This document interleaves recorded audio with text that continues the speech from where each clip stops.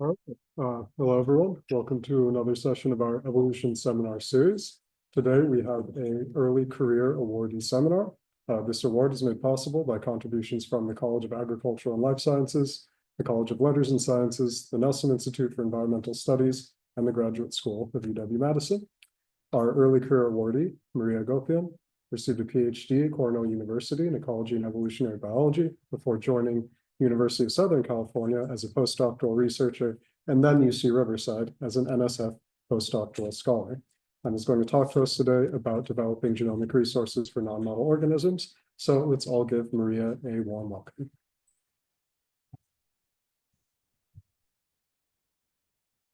Awesome. Thank you so much. Can you all hear me okay? Just let me know if I get quiet. I'll try to project. Yeah, thank you for this wonderful opportunity to speak with you today. It's really an honor to be recognized with the Early Career Award. And I've had some great conversations so far, and I'm looking forward to interacting with more of you later. But today I will be talking about some of my recent research on fish and foxes. But it all started with frogs, and I actually studied these beautiful frogs for my master's research. And it's totally a coincidence that so far I've worked with animals starting with the letter F. I don't know if you noticed that pattern, but as evolutionary biologists, I think we are drawn to noticing patterns. And I won't talk about these frogs today, unfortunately, but I think this study system really nicely illustrates the types of questions that I like to address in my work. So I am interested in how physical and genetic characteristics differ across natural populations of vertebrate species across space and time. And so I had examined these brightly colored frogs in Costa Rica and did some population genomics and color pattern analysis and discovered this contact zone between these blue-legged frogs and red-legged frogs where there was this intermediate purple phenotype. And color pattern in this species is thought to be mediated by assortative mating.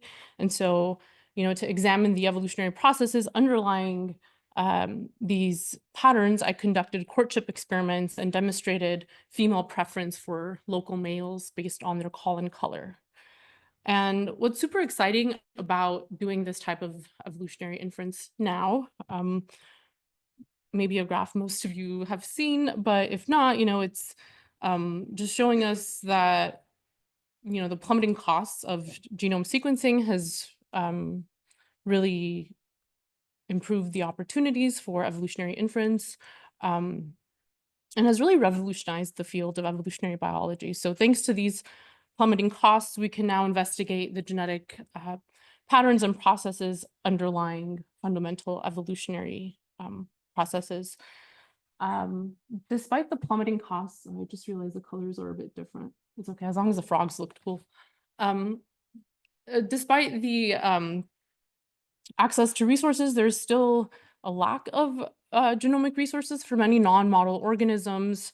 Things like reference genomes or recombination maps are lacking for a lot of non-models. And without these resources, our understanding of the evolutionary patterns and processes that we're interested in, like genetic variation and adaptation, is limited. And so today I'll tell you about these two really cool study systems where reference genomes were published just as I started working on them. So most recently, my postdoc work at USC on gray foxes, and then prior to that, my PhD on the Atlantic silverside. And so my objectives for these projects were a bit different, so I'm going to introduce and discuss them separately. But I was only really able to do what I did because I had access to these species-specific reference genomes. And so in both cases, I looked at traditional population genetic metrics, including recombination, which happens to be one of my favorites.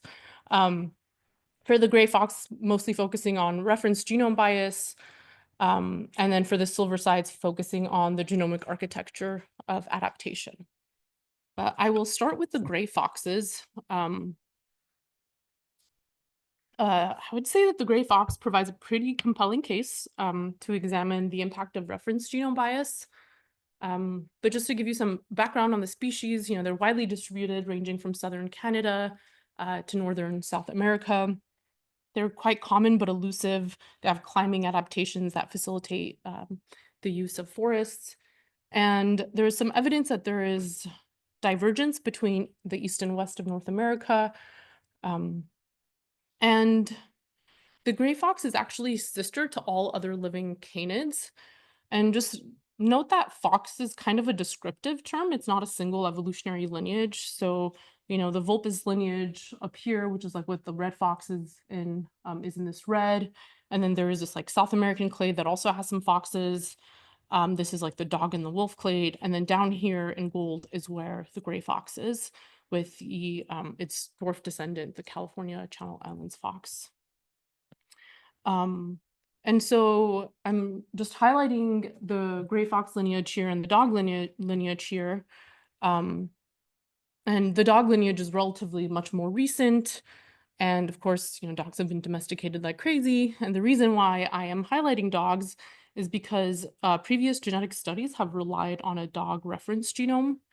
And so up until I think very recently, it's been very common to just like any canid whole genome sequencing data you get, you just map to the dog because it's the one reference genome that we've had.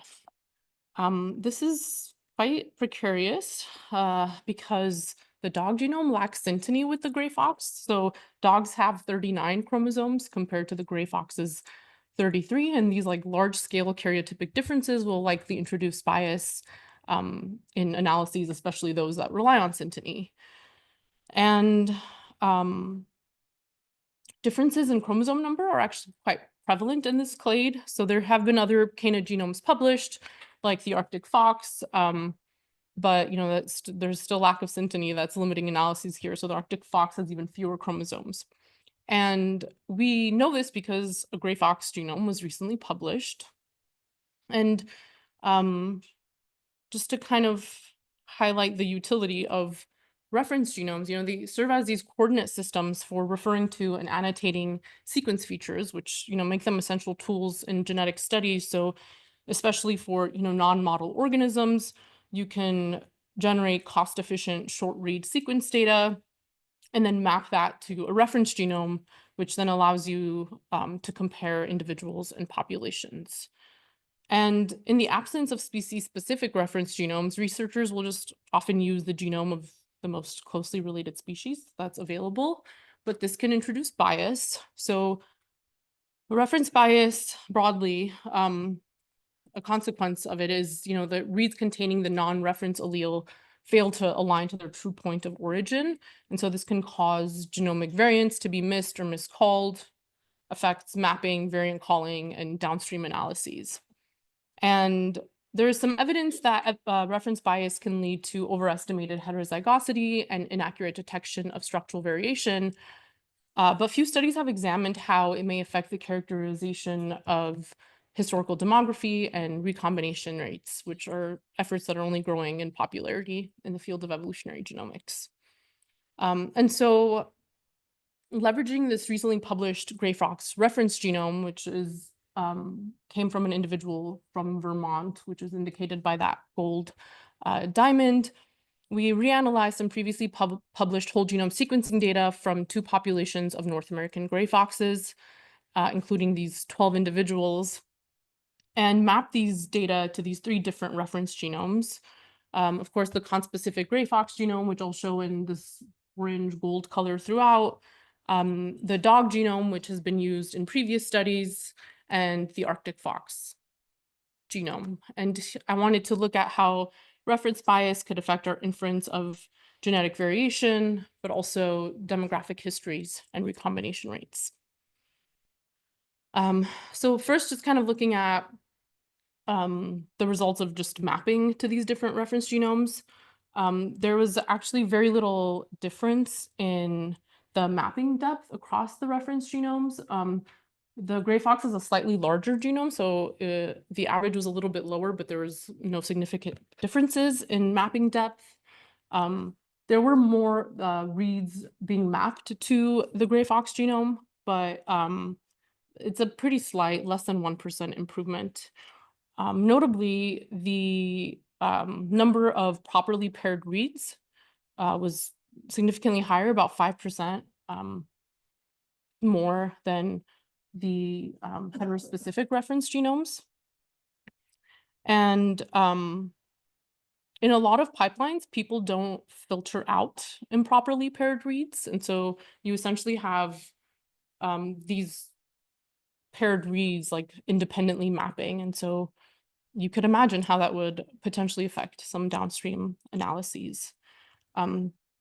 Just to kind of go over some common population genetic summary statistics, focusing on things like diversity and differentiation, like pi and FST. In both populations, pi and FST were a little bit different. So the gray fox genome consistently yielded higher diversity estimates, about like 1.3 times higher. And the difference in pi between the populations is more pronounced with the gray fox reference. And there's also some slight differences with FST being a little bit higher with the gray fox genome. But it's not like crazy off, right? So like if you're just kind of looking at an overall summary statistic averaged like this, maybe it's not too concerning that it's a little bit different. But we wanted to take it a step further and kind of look at FST outliers. And so what I did here is I looked at regions where FST values were 3 standard deviations above the mean.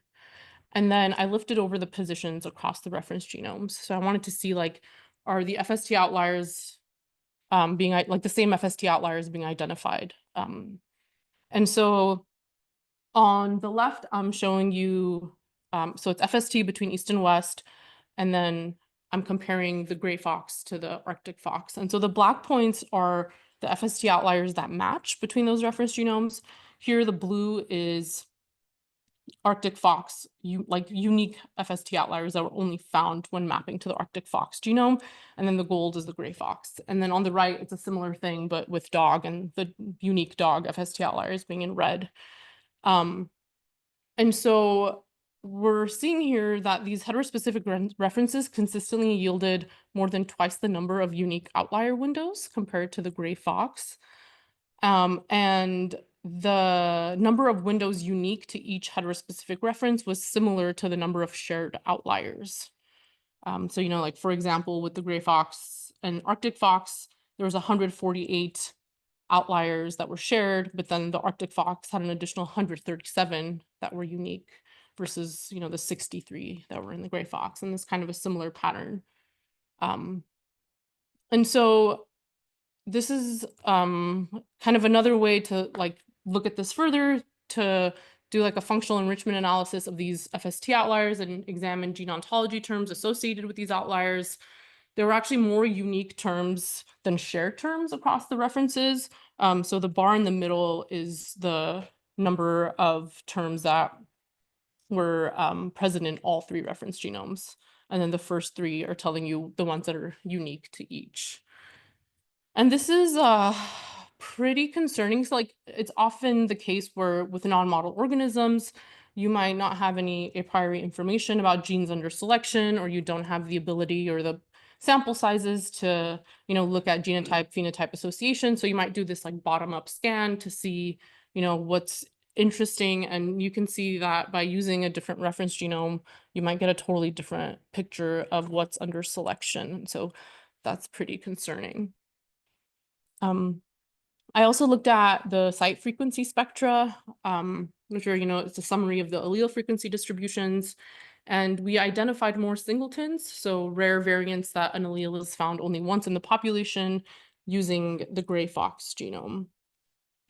And it's not just the proportion of singletons that are skewed, but like the total count. So overall, we identify more SNPs with the gray fox reference. And so these numbers here are the total number of SNPs in millions with each reference genome. And then the lighter shades are the singletons, and then the rest are the non-singleton SNPs. And so when I lifted over these positions, I wanted to see like how many of the SNPs that were SNPs in one genome were also SNPs in the other genome. So here, you know, these like alluvial diagrams are showing you the SNPs and singleton. And by the way, when I say SNP, and when I separate SNP and singleton, SNP is like all the other SNPs that aren't singletons. So if you look at how they lift over to the gray fox genome, the majority of SNPs, or the majority overall match. So like 80% of them are kind of the same category, where you have SNPs lifting over as SNPs, and singletons lifting over as singletons, a little bit of like swapping, but then you have about like 15% or more that are either singletons or SNPs in the heterospecific reference that weren't even identified as SNPs in the gray fox reference. So you're kind of getting this like these spurious variants. And it's a similar thing on the west. And so this is showing you Arctic fox and dog, and then for east and west. And so this is like quite alarming, because many of our population genomic inferences rely on, these genomic variants and these allele frequency distributions, like demographic inference. And so I estimated population size histories, and this is using SMC++.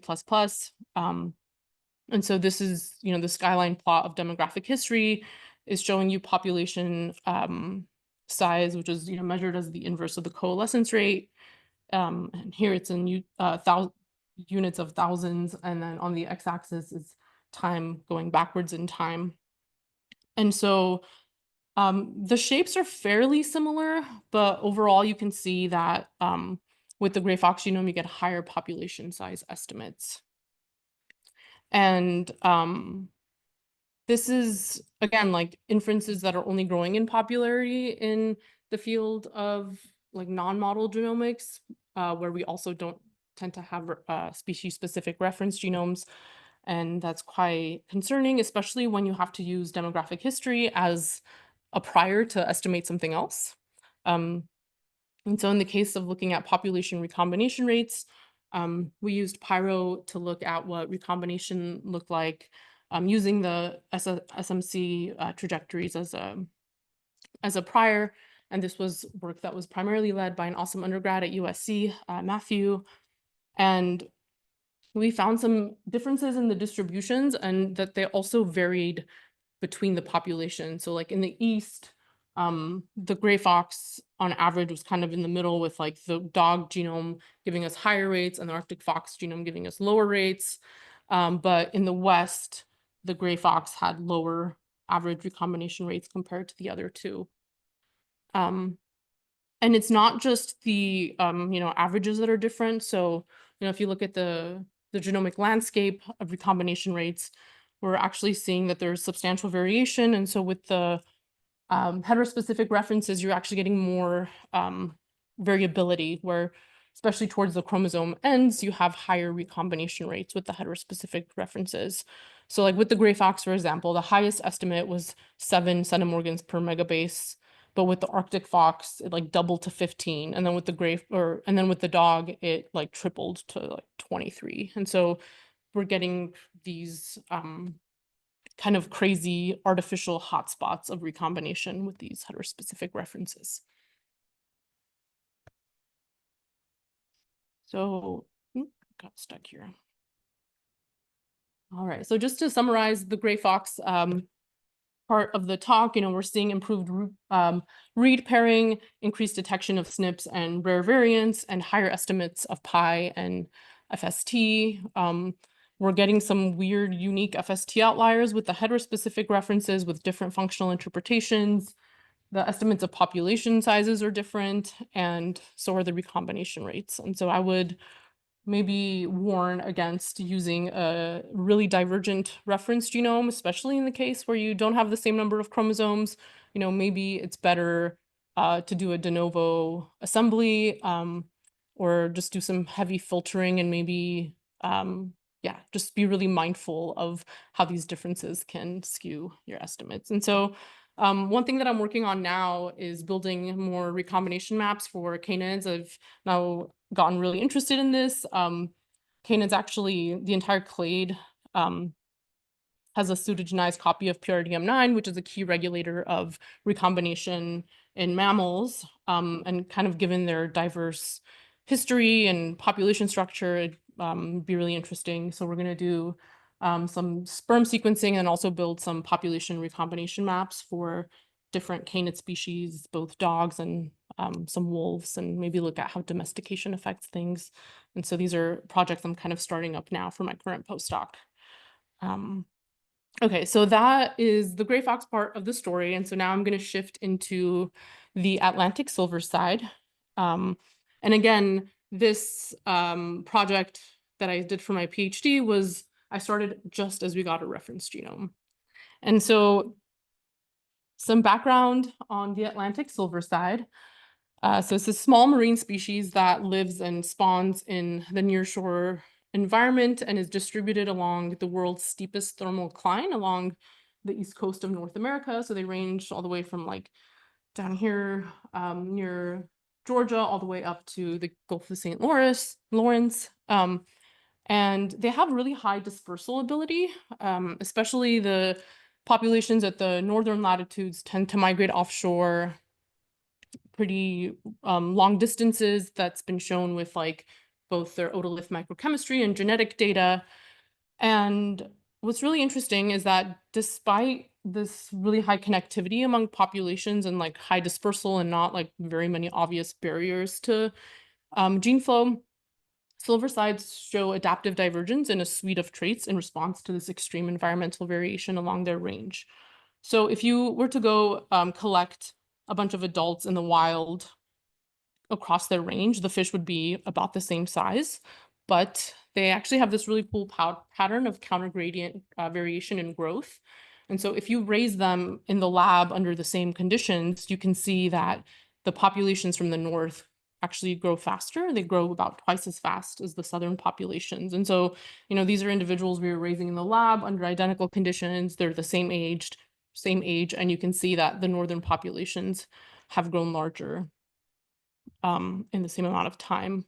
And so in the north, they have to grow faster so they can reach a certain size to survive the winter, but they also have less time to grow, which is why when you see them in the wild, you don't notice these differences. And then at lower latitudes where the growing season is longer, you see the evolution of slower growth rates. And there appear to be some trade-offs of growing faster. And so faster growth can affect swim performance. And so this is just like telling you a measure of burst swim speed, which is like a measure of kind of predator avoidance. And it's been shown that faster growing fish are essentially worse at this burst swimming, or they're slower. And they also have higher standard metabolic rates, so they'll consume more oxygen growing faster, which makes sense. And I'm kind of just highlighting these two populations, but they're pretty continuously distributed. And so there's actually been some really cool common garden work across the range showing this clinal distribution of growth rates and other traits as well. So their vertebral number varies across the cline. So northern populations have more vertebrae, and it's not exactly known what the function of that is, but it's predicted that like more vertebrae can help with maneuverability. And so it's like maybe you're not as good at swimming fast, but like you are better at maneuvering. They actually store more lipids in their body in the north, which again helps with surviving those winters. And so we have like a suite of traits that have been shown to be different across these populations, but they're still like highly connected and there is a lot of gene flow. And so this is kind of the main question that I had centered my dissertation around, revisiting the system in the era of genomics, just as we got this reference genome to do some population genetics, some, quantitative genetics, and also build some recombination maps. So before I get into the population genetics results, I want to kind of go into some hypothetical examples of what we might expect before I show you my results. And so we're going to be looking at a lot of these Manhattan plots where we are, it's this pairwise comparison between two populations looking at markers across the genome. And here we're looking at FST or genetic differentiation. And so, of course, these are simplified examples. So like if you have two populations with really high gene flow, you would expect kind of overall there to be lower genome-wide differentiation. Alternatively, if you have populations that are isolated, overall differentiation will be elevated across the genome. And in this case, it's pretty hard to distinguish like what is the result of neutral versus adaptive differences, because everything is just different. But in the case of having really high gene flow and adaptive divergence, you might see, what people have called these like islands of differentiation, or yeah, islands of speciation, I guess, depending on the context you're looking at it. But you have this like overall really low genome-wide differentiation, and then you have these peaks that pop out. And when you're, looking across the genome and kind of doing this bottom-up scan, this might tell you where the regions under selection may be. And theory and modeling predict that when the higher levels of gene flow that you have, these like small effect loci are going to be swamped. And so high levels of gene flow should select for the evolution of more clustered architectures. And so you would expect either these like single large effect loci, or a lot of small effect loci kind of being close together, so that you are able to maintain these differences. And this is an example that's been shown, in the Mississippi River system, where broadcast spawners with high gene flow have more clustering of these alleles compared to nest spawners where gene flow is limited. And so why is this? Like, why would you expect stronger clustering? Well, my favorite, it's because of recombination, right? Which is a process that's key for sexually reproducing species, and is a major source of genetic variation. But it's essentially, what's responsible for the maternal and paternal DNA being mixed. And because recombination can disrupt associations between alleles, like the closer these loci are in the genome, the less likely they are to be disrupted by gene flow. And recombination is, I think, just a really fascinating trait to look at, because it's essentially been shown to vary across like every context it's been examined, like across the genome, between sexes, among individuals, among populations, in response to environmental differences. So this is kind of what I'm diving into now, but my PhD work is definitely what got me interested in recombination. But yeah, so the rates of recombination vary across the genome. So there are like some regions like centromeres that tend to have lower recombination rates. There are also structural variants that can affect the recombination landscape. So chromosomal inversions, where you have, a chunk of DNA being flipped end to end. When you inherit one copy of each orientation, recombination is suppressed in that region. And so considering what we know about the Atlantic silver side, with there being really high gene flow, but also like a lot of adaptive divergence, I expected that, we'd see clustering of these locally adapted alleles, and perhaps in these specific genomic regions. And so the initial work done on silversides before we got the silverside genome was looking at some SNPs across the transcriptome, and this was mapped to the Medaka, and they are like, I think 100 million years divergent, but same number of chromosomes. For some reason, a lot of fish have 24 chromosomes. I don't know why.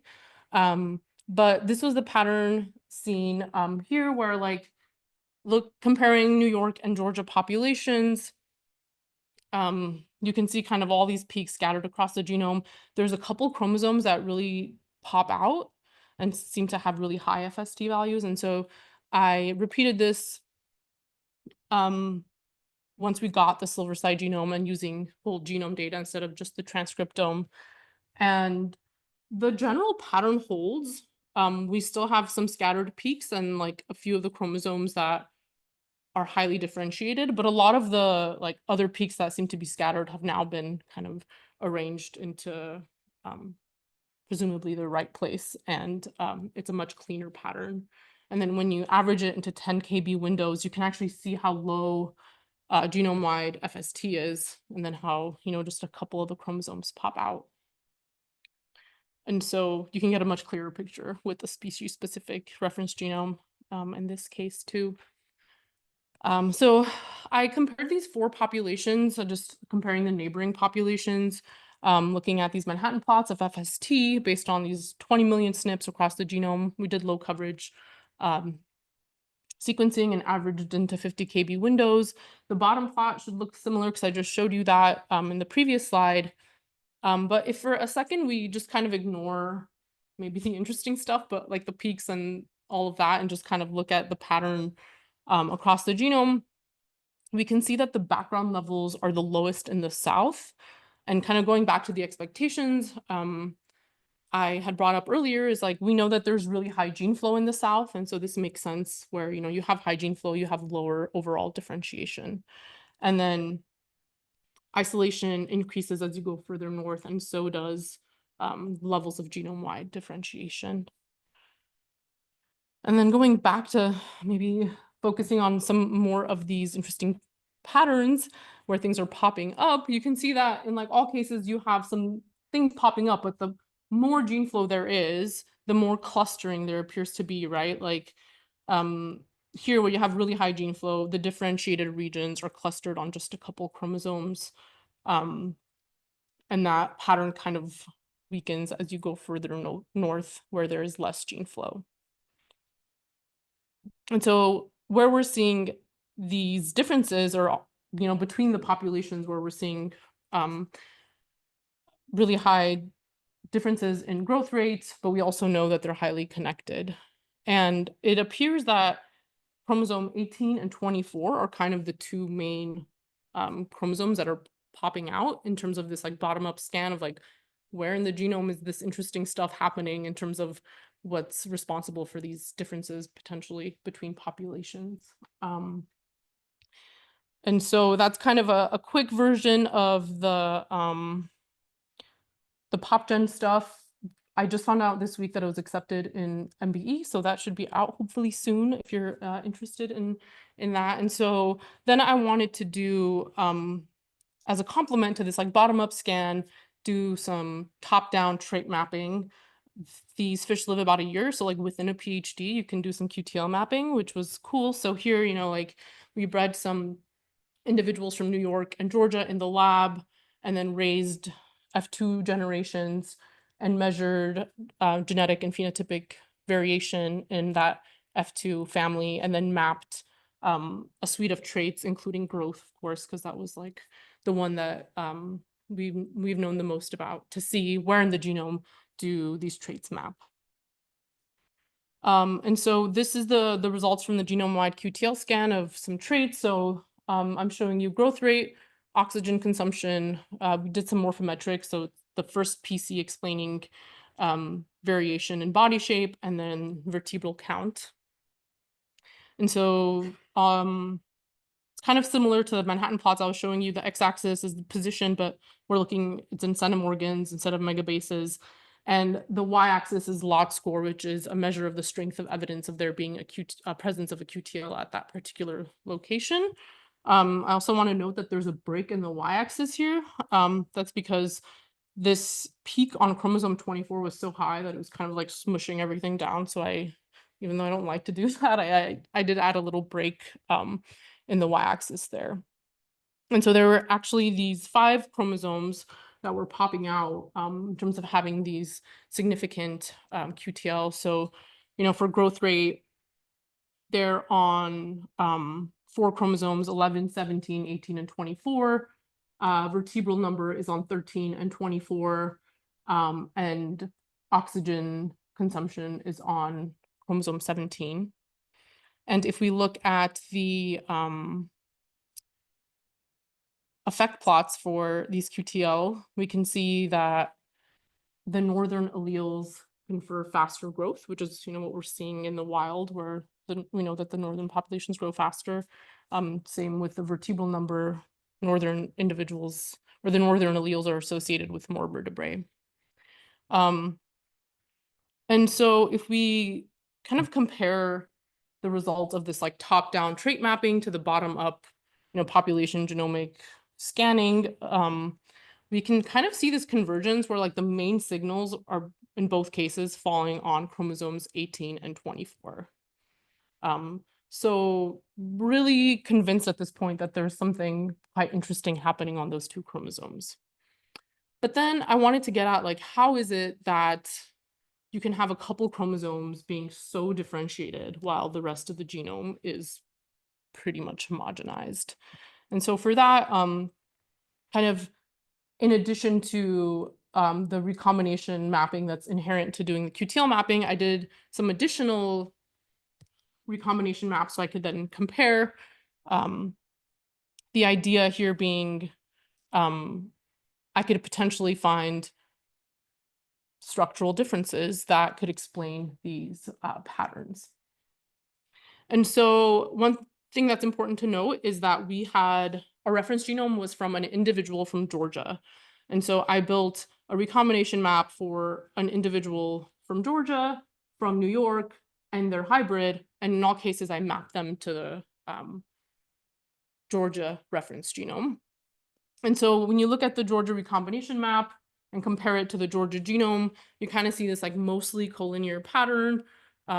Recombination rates tend to be a little bit higher toward the ends of chromosomes, which are kind of an expected pattern. But then when I map the Georgia recombination map onto the New York recombination map onto the Georgia genome, and we're looking at chromosome 24, by the way. Sorry, I forgot to mention that. There is an arrow. But you can see that pretty much most of the middle of chromosome 24 has this massive inversion. And as I mentioned, what's relevant about these inversions is that when you have a copy of each alternate arrangement, recombination is suppressed in that region. And so if you look at what the hybrid map looks like in this region, you see a flat line across that region, and that's because recombination is being suppressed there. And so this is what's allowing just this part of that chromosome to become so highly differentiated. And then to look at the other chromosome that was kind of popping out as something potentially interesting, it's chromosome 18, again, with the Georgia linkage map, looked comparing to the Georgia genome, mostly collinear. And then this is what the New York map looks like compared to the Georgia genome. And it's this kind of more complex composite inversion where you have like multiple nested inversions. But recombination is still suppressed across most of that region. And so I actually overlaid these plots for chromosomes 18 and 24. So the black is the New York linkage map scaled to 1 so it can fit on top of the FST. So you could kind of see like exactly where these inversions are or exactly where you're seeing these really high FST values. And so this is like the mechanism that's allowing these genomic regions to become so differentiated and also protecting from the dissociation of these adaptive alleles that are in these regions. And so that's kind of like the main overall nice story from this work where we have this convergence from like multiple different projects and sources of information where chromosomes 18 and 24 are really differentiated. This is where the traits are mapping, and this is also where we're seeing these huge structural variants where recombination is suppressed. But of course, it's never like a simple story, right? So there's some other interesting things popping up that I wanted to highlight. So we did find a bunch of other smaller inversions. These were not associated with any of the traits that I looked at, but you still see fairly elevated FST in those regions as well. And so maybe these might be associated with traits we didn't map, or maybe they're just, not adaptive, but I'm not sure. We think chromosome 8 is like a newer inversion. It hasn't had as much time to differentiate compared to 18 and 24. And in addition to these smaller inversions, like on 4 and 7, chromosome 4 and 7, where you see the inversion and then also see a peak in FST, you might notice that there's this other peak. And in both cases, it aligns with this like flatlining of the recombination map. And like I said before, recombination rates vary across the genome, and certain regions have low rates like centromeres. And so I was thinking perhaps these are, like putative centromeric regions where the centromeres may be within this region And unlike the inversions where recombination is fairly normal within a population, so it's only suppressed in the hybrids, recombination is consistently suppressed in these centromeres. And what's kind of cool is like, if you look at where these regions of kind of flatlining of the recombination rates are, which are the blue bars, they nicely coincide with these smaller FST peaks that you're seeing scattered across the genome. So it's like maybe when you have really high rates of gene flow, it's really only the regions where you have lower recombination where you can see the evolution of these differences. And so, yeah, this is comparing the recombination maps for a few chromosomes, looking at these like putative centromere regions, which are highlighted in black, versus the gray is showing you these inversions where there's still recombination within populations and it's in the hybrids that's suppressed. And this is important because in the context of adaptation with gene flow, like, sure, maybe having lower recombination is good for maintaining differences, but also suppressed recombination can have some downsides, right? It's like harder to purge things. And so you would think that perhaps in the context of adaptive divergence with gene flow might be better, like inversions might be a better architecture for that than consistently, like these conditionally low recombining regions compared to these consistently low recombining regions. And so in addition to looking at FST, which here I'm like looking at FST across different genomic regions, the blue is the centromeres and the gold are the inversions. FST is relatively high in both cases, but if you look at sequence divergence, which is more of a absolute rather than a relative measure of differentiation, and is it's supposed to be more associated with divergence with gene flow, you actually see that sequence divergence or DXY is lower in the centromeres. So we think that, and if you associate FST and DXY, you can see that it's really the inversions that are popping out in terms of not only having high FST, but also high sequence divergence. And so we think that it's really the inversions that are driving this main pattern and that are underlying divergence with gene flow in this system. And if you look at, what DXY looks like across the genome and compare it to FST, like with FST, you see a lot of these peaks, but with sequence divergence, I mean, it also like oscillates quite a bit, but the ones that are really popping out are still just chromosomes 18 and 24. And still, it's not just that simple of a story. So I'm showing you here again the 5 QTL or the 5 chromosomes with QTL that I found. And so I've just been talking about chromosomes 18 and 24, which here is the hybrid linkage maps for those 5 chromosomes with the QTL. And so you can see that 18 and 24 have those flatlined kind of signatures of inversions.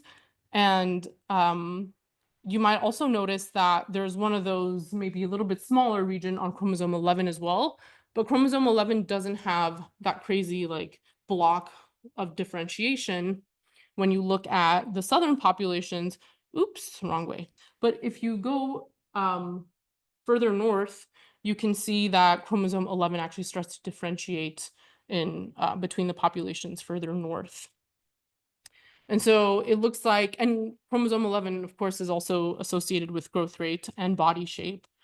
And so we have these 3 massive inversions that, are harboring a lot of the variation associated with these traits, that they are highly differentiated between these populations, but they seem to segregate at different regions in their decline. And so it's actually, this is kind of corroborated with other lines of evidence. So we actually were able to go beyond just having those 4 populations and expand it to doing like a range-wide population genomic study and looking at clines.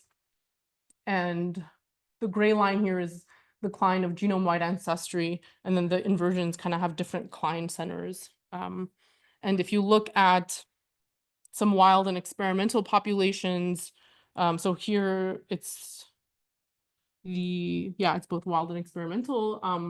Overall, we're seeing this similar pattern where chromosomes 18 and 24 seem to be associated with growth.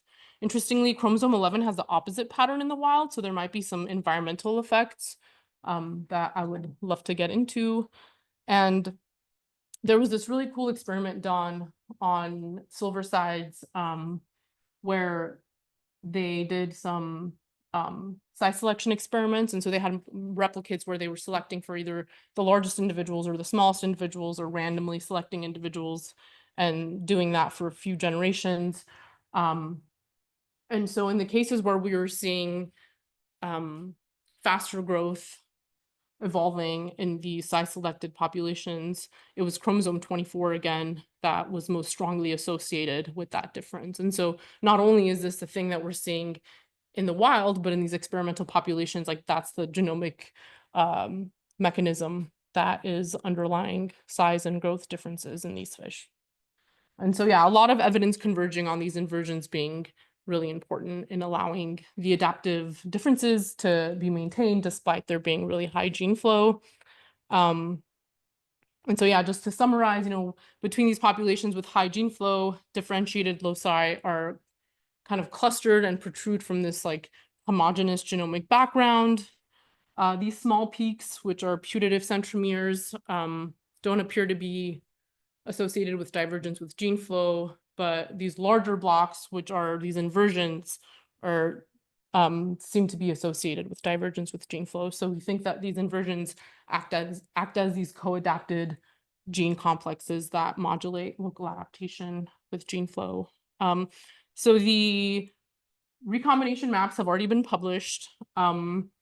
The population genomic stuff will be out very soon. It's also on bioRxiv, and then I'm hoping to submit the QTL stuff like by the end of the month. So yeah, I also wanted to shout out all the stuff that this has inspired me to study, which is mostly recombination. One thing that I didn't mention because it doesn't nicely fit into the story, but everything that I showed you was based on the female recombination maps, and that's because the male recombination pattern is really funky, where actually I have a plot here. So right here is the Georgia recombination maps. And so the red is the female maps that I was showing you earlier, but the gray is the male recombination maps. Boring. But also kind of crazy. Like, why is it so different? And like one of the best hypotheses, or I don't know about best, but one of the hypotheses about why you would have differences in recombination rates between sexes has something to do with like sex chromosomes.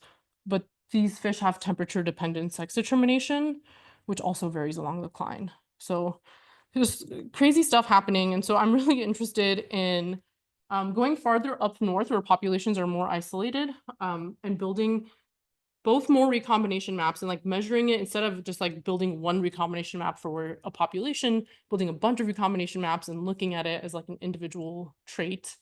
But then also doing some more trait mapping and seeing like across these populations that have differences in sex determination, temperature dependent sex determination, where does sex map, and also where do these traits map? So like if there's lower gene flow, do you see less clustering of these alleles, kind of the opposite of what I've shown with high gene flow scenarios? And so this is stuff that I'm starting up. I'll be in the field next month for my postdoc, working with Kieran Samuk at UC Riverside.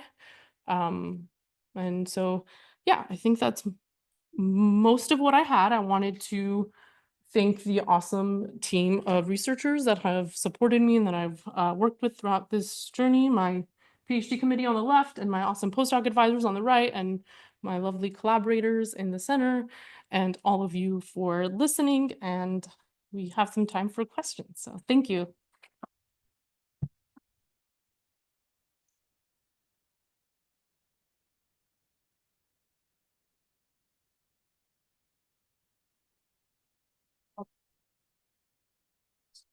So select a great reference genome. Like, let's say, for example, you have a species that has 3 subpopulations. You could pick one genome from one of those, and you're going to run into a bunch of biases. You pick one from another biases, one. So you try to find one that is like in the middle. If it exists, you artificially generate a synthetic genome that's kind of like a mix between all 3 and then map to that. How would you work through that? This might seem like a cop-out, but I think it really depends on what you're doing and what types of questions you're interested in. I think for certain things that like it's really important that you're looking at the same genomic regions consistently across those populations.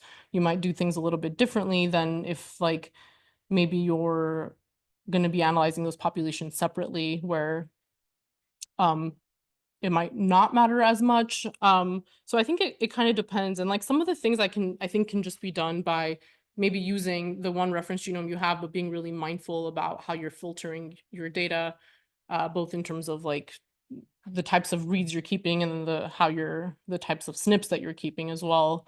But yeah, like in the case of the frogs that I brought up early on, there wasn't anything close enough, and we just did a de novo reference in that case. And I would love to see a comparison between a de novo reference genome versus a divergent reference genome. That's not, unfortunately, something that I haven't done. So I couldn't give you advice on like which is better and in what scenario would be better. But yeah, I think it does depend on your question. I think in certain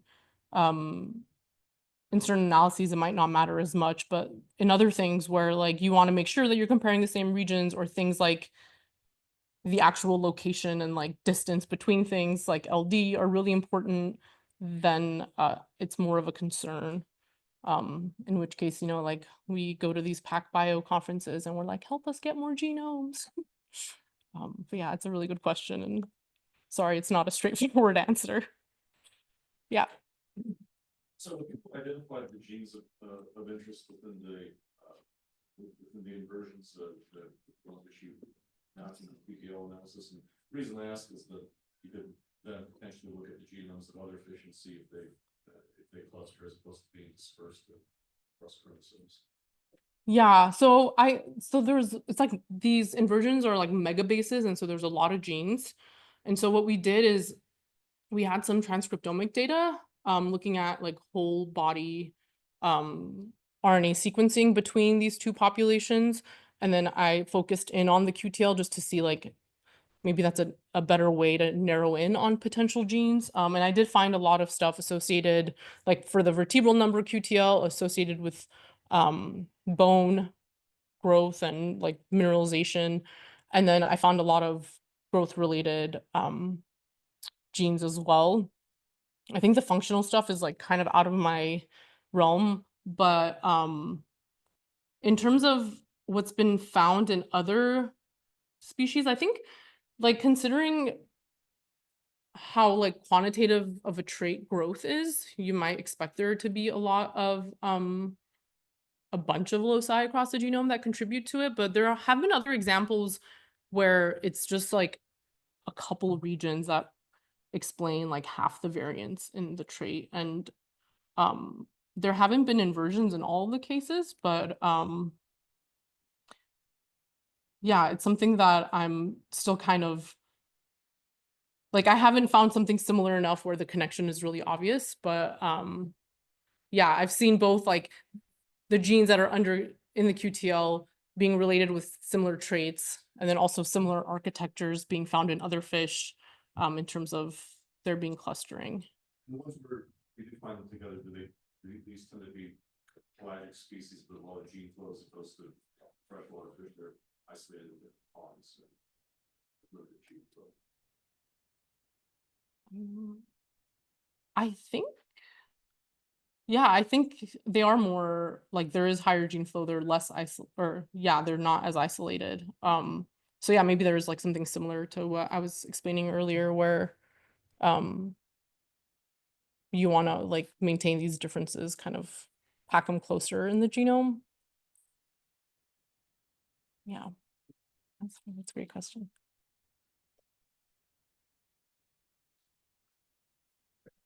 Riversides that I don't suppose the males and females migrate in different ways.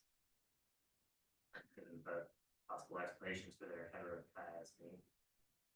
Yeah, I don't think that we know that.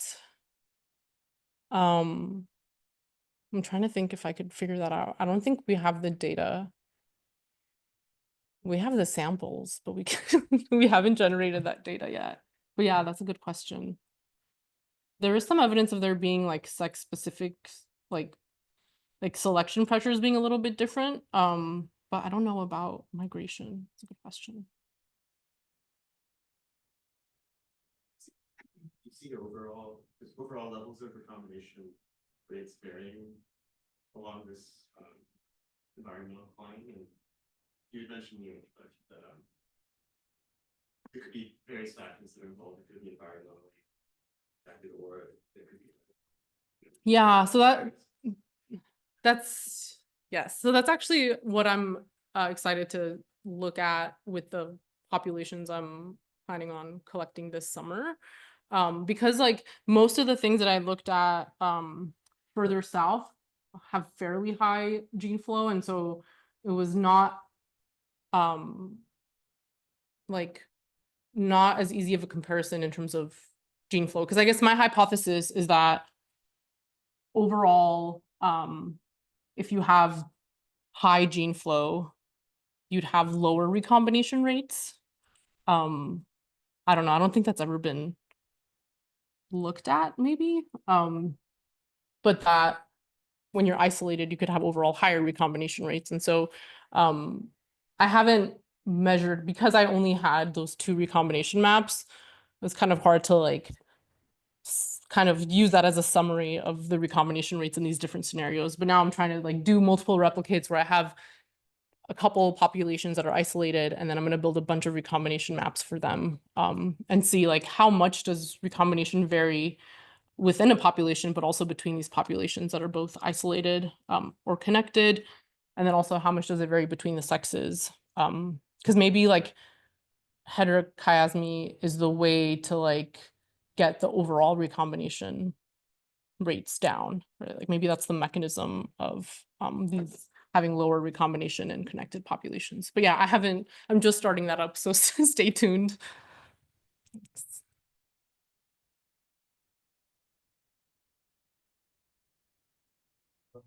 Here, let's get Maria bigger on the plot.